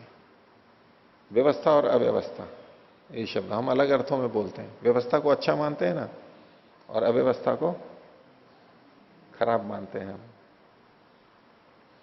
ठीक है, अब भोजन के अंदर दही छाछ बट रहे हैं,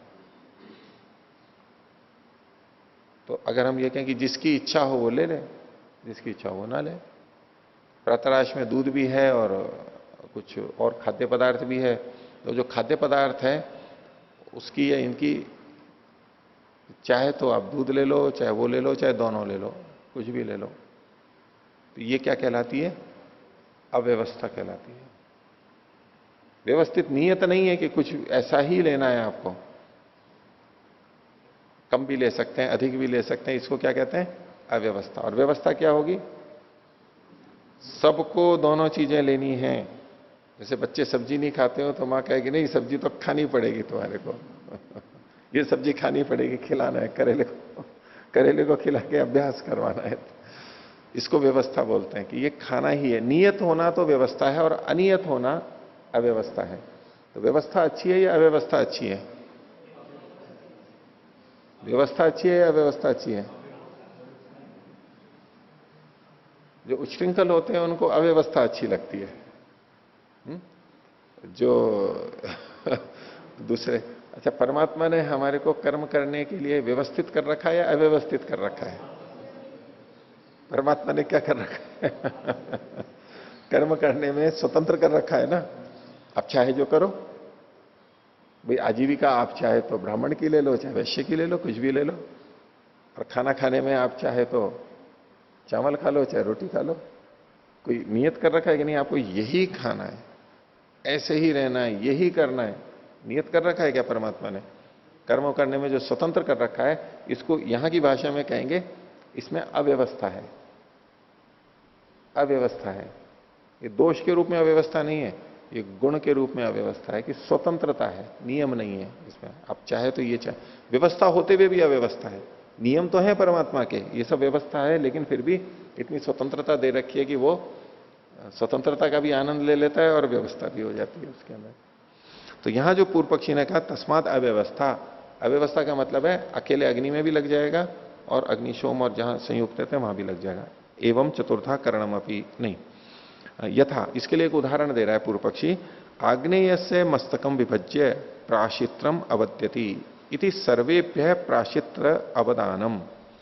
यहां देखो वाक्य है आग्नेय से मस्तकम। आग्नेय का मतलब है अग्नि देवता से संबंधित पुरोडाश का। यहां भी आग्नेय का वही मतलब है।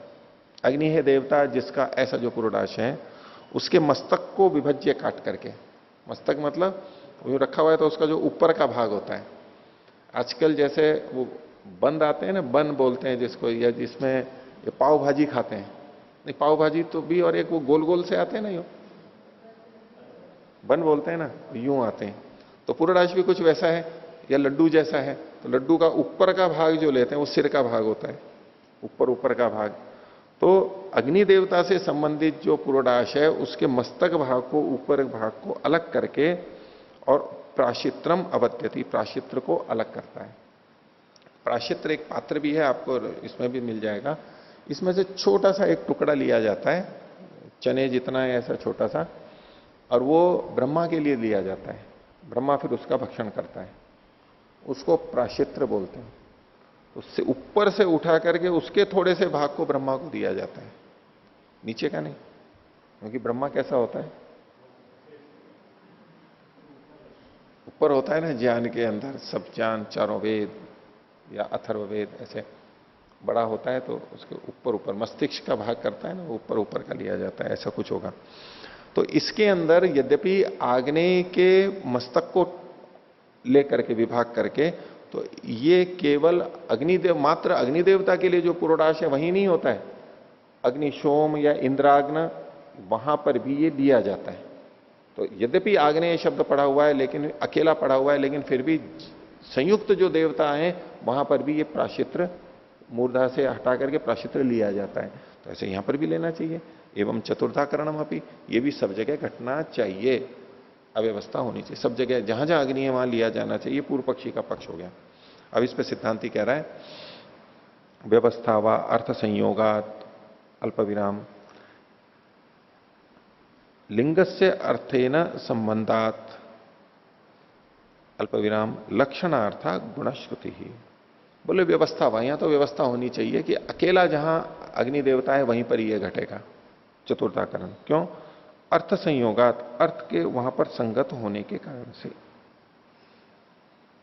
ये जो आग्नेय शब्द है, अग्नि है देवता जिसका, जो तद्धित प्रत्यय आया है वो अकेले अग्नि शब्द से आया है, तो वह अकेला अग्नि शब्द जहां होगा वहीं पर ही घटेगा। ये अर्थ का संयोग होगा, वहां पर अर्थ का संगति लगेगी। और लिंग से अर्थे न संबंधात, और यहां पर जो अग्नि देवता रूप लिंग है उसका अर्थ के साथ में संबंध बनता है। यहां जो अग्नि देवता है इसको हम जैसे आग्नेय शब्द है वैसे तो वो पुरोडाश के लिए है, आग्नेय शब्द पुरोडाश के कथन में आ रहा है, लेकिन वहां अग्नि देवता है इसका पता कैसे लगा हमारे को? लिंग से। अग्नि शब्द वहां पर पड़ा हुआ है, क्योंकि आग्नेय शब्द सीधे सीधे अग्नि देवता को नहीं कह रहा है, अग्नि देवता है जिसका, उस पुरोडाश को कह रहा है। तो लिंग से उसका अर्थेन से संबंधात और लक्षणार्थ गुणश्रुति ही। यहां जो अग्नि शब्द पढ़ा गया है यानी गुण की श्रुति है। गुण कैसे हुआ कि पुरोडाश की विशेषता बताई जा रही है गुण रूप में, ये अग्नि देवता वाला है, गुण बताया जा रहा है। तो ये केवल लक्षण के लिए है कि ये अग्नि वाला ही, देवता वाला ही पुरोडाश लिया जाना चाहिए। भाष्य देखिए, वा शब्द पक्षम व्यावर्तयति, विपरीत कर रहा है। व्यवतिष्ठेत व चतुर्थाकरणम आग्नेय एवं, ये जो आग्नेय चतुर्थाकरण है ये केवल अग्नि देवता में ही रहे, निर्धारित रहे। न साधारणम भवितुम अर्हति, अन्य जगह सब जगह नहीं जा सकता। कुतः? हेतु दिया अर्थ संयोगा। अर्थ क्या है उसको बता रहे हैं, अग्निना देवतया अर्थेना एक देवत्यस्य संयोग। अग्निना देवत्य, अग्नि इस देवता के साथ में इस एक देवत्य का संयोग है, केवल एक ही देवता है वहां पर और कोई नहीं है। न द्विदैवत्यस्य अग्निशोमीयस्य इंद्राग्नस्य चैति, दो देवता वाले यानी अग्निशोम और इंद्राग्न इसके साथ नहीं है। कुतः? तो सिद्धांति कह रहा है यस्य ही अग्निशोमो देवता उभय विशेषण विशिष्ट संकल्प क्रियते, जिसका मतलब जिस पुरोडाश का अग्नि और सोम जो देवता अगर हैं तो उसका दोनों विशेषणों से विशिष्ट संकल्प किया जाता है।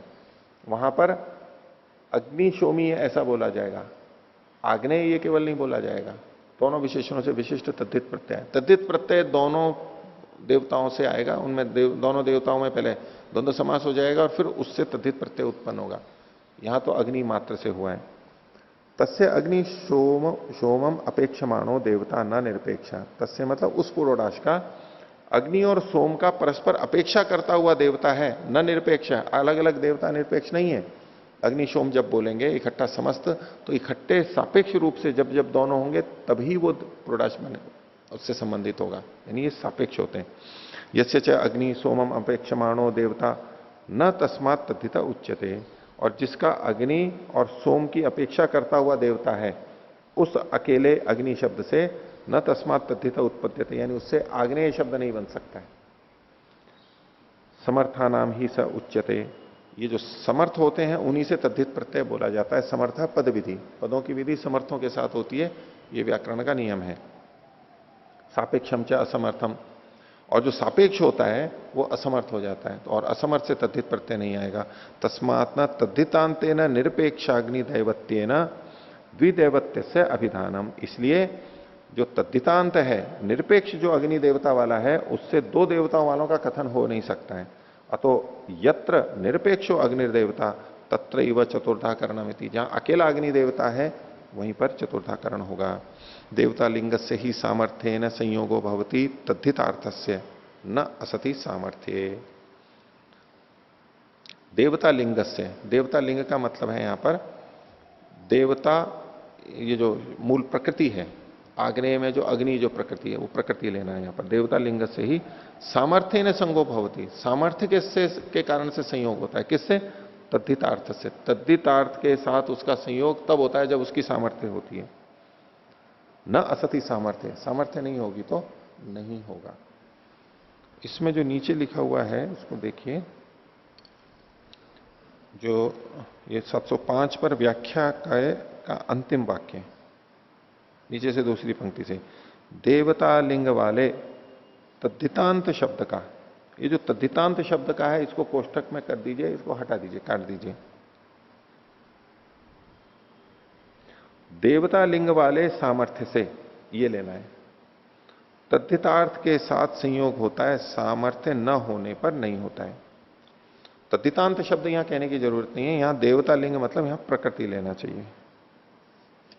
आगे देखिए, अथ यदुक्तम, और जो आपने कहा, सिद्धांति ने अपनी बात तो सिद्ध कर दी है, अब पूर्व पक्षी ने जो कुछ आक्षेप दिए थे उनका निवारण कर रहे हैं कि अथ यदुक्तम, जो आपने कहा था, यथा प्राशित्रावदानम सर्वेभ्य क्रियते, प्राशित्र का अवदान तो सबके लिए, यानी अग्नि अकेला और अन्यों के साथ है देवता, वहां सब जगह किया जाता है।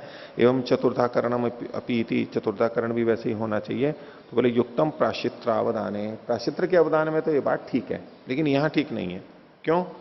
बोले न तत्र एवं संबंध क्रियते। अब देखो वाक्य के ऊपर जा रहे हैं ये, कि वहां वाक्य में ये संबंध नहीं किया जा रहा है। वाक्य क्या है उसको पीछे देखिए, 704 पर जो गहरे अक्षरों में है, आग्नेय से मस्तकम विभज्य प्राशित्रम अवद्यति, इस वाक्य पर केंद्रित रहना। तो सिद्धांति क्या कह रहा है कि यहां पर यह संबंध नहीं किया जा रहा है। क्या? आग्नेय से प्राशित्रम अवद्यति, आग्नेय के प्राशित्र को अलग करता है। अग्नि देवता वाला जो पुरोडाश है उससे प्राशित्र को अलग करता है, यानी प्राशित्र के अवदान का आग्नेय के शब्द के साथ में संबंध नहीं किया गया है उस वाक्य में। जैसे कि हमारे इस विषय वाक्य में तो आग्नेयम चतुर्धा करोति, तो ये जो चतुर्धा करण है ये सीधा का सीधा आग्नेय से जुड़ा हुआ है, संबंध है इसका। लेकिन इस वाक्य में संबंध नहीं है आग्नेय के साथ में। क्यों? आग्नेय से मस्तकम विभज्य, आग्नेय से मस्तकम विभज्य, अलग करके, ये एक अलग बात होगी। प्राशितम अवद्यति, तो प्राशित्र का जो अवदान है उसका सीधा आग्नेय के साथ में संबंध नहीं है इस वाक्य में। अभी और खोल के बता रहे हैं। तो आग्नेय से प्राशित्रम अवद्यति इति, ये संबंध नहीं है। कथम तरही, फिर संबंध क्या है? आग्नेय से मस्तकम विभज्य इति, आग्नेय के मस्तक को अलग करके, ये संबंध बना हुआ है। तो बोले एकम ही एतत् वाक्यम, एक वाक्य तो यहां पर ये है, यानी दो वाक्य हैं ये। प्राशित्रम अवद्यति, प्राशित्र का अवदान करता है, एक वाक्य ये है। इति द्वितीयम आग्नेय से मस्तकम विभज्य, आग्नेय के मस्तक को विभाजित करके, ये दो वाक्य हैं यहां पर, दो वाक्य हैं। यद्यपि वाक्य की वाक्यता है और विभज्य चूंकि त्वाल्यप यहां पर लिया हुआ है इसलिए जुड़ रहे हैं, लेकिन क्रियाएं दो हैं यहां पर। तत्र आग्नेय से मस्तकाद अवद्यति इति अवगम्यते। तो पहले वाक्य से क्या पता लगा? आग्नेय के मस्तक से अवदान करता है, आग्नेय से मस्तकाद अवद्यति इति गम्यते। क्या मतलब हुआ? आग्नेय पुरोडाश से अवदान कर रहा है ये नहीं, आग्नेय के मस्तक से, यानी आग्नेय जो पुरोडाश था उसका जो मस्तक अलग कर दिया है उस मस्तक से अलग करता है। देखो वाक्य पे जाओ फिर। पहला क्या, आग्नेय से मस्तकम विभज्य है, आग्नेय के मस्तक को अलग कर देता है पहले तो, ऊपर के भाग को, और फिर क्या है प्राशितम अवद्यति।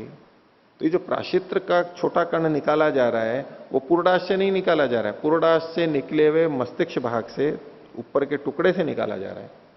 इसलिए ये कह रहे हैं कि यहां पर इसका वाक्यार्थ बोध क्या होगा, आग्नेय से मस्तकाद अवद्यति इति गम्यते न तो आग्नेयात। आग्नेय का मतलब है पूर्णाश, और आग्नेय का मस्तक मतलब है आग्नेय पूर्णाश का ऊपर का टुकड़ा, उससे अलग किया जाता है, ये यहां पर तात्पर्य है। और जब ये तात्पर्य आएगा तो अन्य से मस्तकात अन्यस्मात् प्रदेशात वा इति अनियमः। जब केवल अग्नि देवता होगा, जब केवल अग्नि देवता होगा तो उसका पहले तो मस्तक से अवदान कर लेगा, मस्तक अलग कर देगा, और फिर उससे प्राशित्र का अवदान करेगा। तो प्राशित्रम अवद्यति ये भाग तो सभी जगह पे लागू होगा। लेकिन यदि केवल अकेला हो देवता हो तो उसके मस्तक से अवदान प्राशित्र को लेगा। तो प्राशित्र की प्राप्ति तो सभी देवताओं से हो रही है, चाहे अकेला अग्नि देवता हो चाहे अन्य भी देवता हो साथ में हो। प्राशित्र का ग्रहण करना एक अलग बात हो गई, और मस्तिष्क को अलग करना एक अलग बात हो गई। मस्तिष्क का अलग करना ये केवल अग्नि देवता वाले से जुड़ेगा। अब ये अग्नि सहित जो अग्निशोम है या इंद्राग्न है वहां पर नहीं घटेगा मस्तक को अलग करना। लेकिन प्राशित्र का करना, उसके लिए तो अग्नि देवता को के साथ उसको जोड़ा नहीं गया है, बांधा नहीं गया है, इसलिए वो अकेले अग्नि में भी लगेगा और बाकी जगह भी लग जाएगा, ये इनका कहना है। तो अन्य से मस्तकाद अन्यस्मात्, अन्यों के लिए मस्तक से भी ले सकते हैं या और कहीं से भी ले सकते हैं, कहीं बांधा नहीं गया है। यदि तो तत्र, इसको फिर आप अलग कर दीजिए, ये यहां पर अनुच्छेद थोड़ा सा अलग लेकर के चलना है। यदि तो तत्र केवल अग्नि देवत्यो न अभविष्यत, अगर वहां पर केवल अग्नि देवता नहीं होता, कहां पर बात चल रही है अब, इसको वहां पर पहुंचा दिया मूल में, आग्नेयम चतुर्धा करोती थी, इसलिए मैं अनुच्छेद अलग करा रहा हूं, इसको प्राशित्र वाले से मत जोड़ना। यदि तो तत्र केवल अग्नि देवत्यो न अभविष्यत, वहां केवल अग्नि देवता नहीं होता, लिखा हुआ तो है अग्नि देवता, यानी वाक्य है आग्नेयम चतुर्धा करोती, वहां अग्नि देवता लिखा है, लेकिन व्यवहार में कहीं अकेला अग्नि देवता मिलता ही नहीं हो, तब तदा अनर्थक्य परिहाराय द्विदैवत्यो अपि अग्रहिष्यता। तो ये वचन ही व्यर्थ ना हो जाए, इसलिए जहां संयुक्त रूप से अग्नि देवता है वहां पर भी इसको घटा सकते थे यदि अकेला अग्नि देवता नहीं मिल रहा होता। लेकिन अकेला अग्नि देवता मिल रहा है, इसलिए संयुक्त अग्नि देवता वाले में नहीं घटाया जाएगा। यत्तु, और जो दूसरा आपने आक्षेप किया था डित्थस्य माता इति, कि डित्थ की माता है तो वो तो कपित्थ की माता भी हो जाती है, तो युक्तम तत्र अव्यासंगी मातृत्वम, तो वहां तो इनका जो मातृत्व है मां का अव्यासंगी है, पृथक पृथक नहीं है, एक साथ ही है, संबद्ध मातृत्व है। अगर किसी ने कहा कि भाई डित्थ की माता को भोजन कराओ, तो बोले ये तो डित्थ की नहीं है, तो डवित्थ की भी तो माता है, इसको तो भोजन नहीं करा सकते। आपने तो ये कहा है कि डित्थ की माता को भोजन कराओ, यानी केवल डित्थ की माता होगी उसी को ही भोजन कराएंगे, वो उसके डवित्थ भी बच्चे, एक बच्चा और है तो उसको भोजन नहीं कराएंगे आप, क्योंकि वचन तो यही कहा ना। ठीक है, ऐसा नहीं है, दूसरे का निषेध नहीं हो रहा है इसमें, दूसरा भी बच्चा है वो है तो है, कोई बात नहीं है। तो कहा ये तो अव्यासंगी मातृत्व यानी संबद्ध मातृत्व है। ततो जातो डित्थ एतावता संबंधे ने माता इत्युच्यते, उससे डित्थ उत्पन्न हुआ है, इतने मात्र से वो माता है और उस माता को भोजन कराना है। डवित्थ उसका बेटा है या नहीं है उससे कोई लेना देना नहीं है, वहां तो संगत है।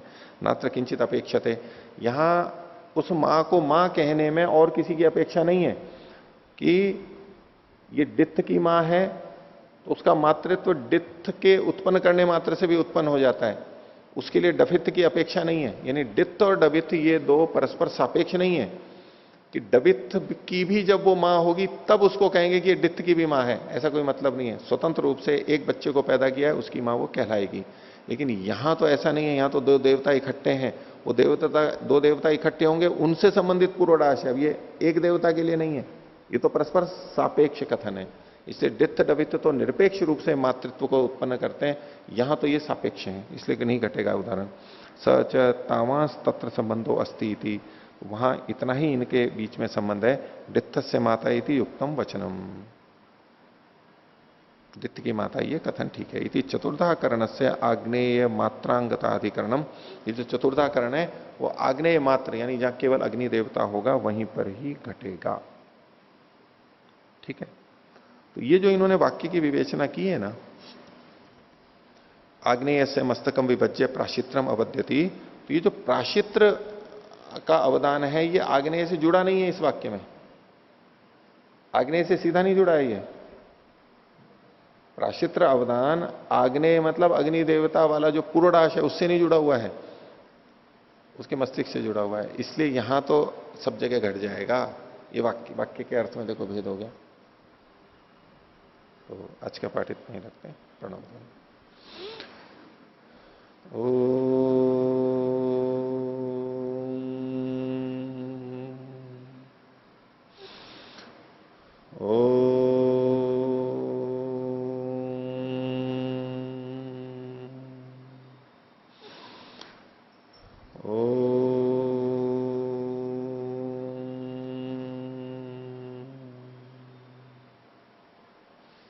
सभी को सादर अभिवादन। ओम।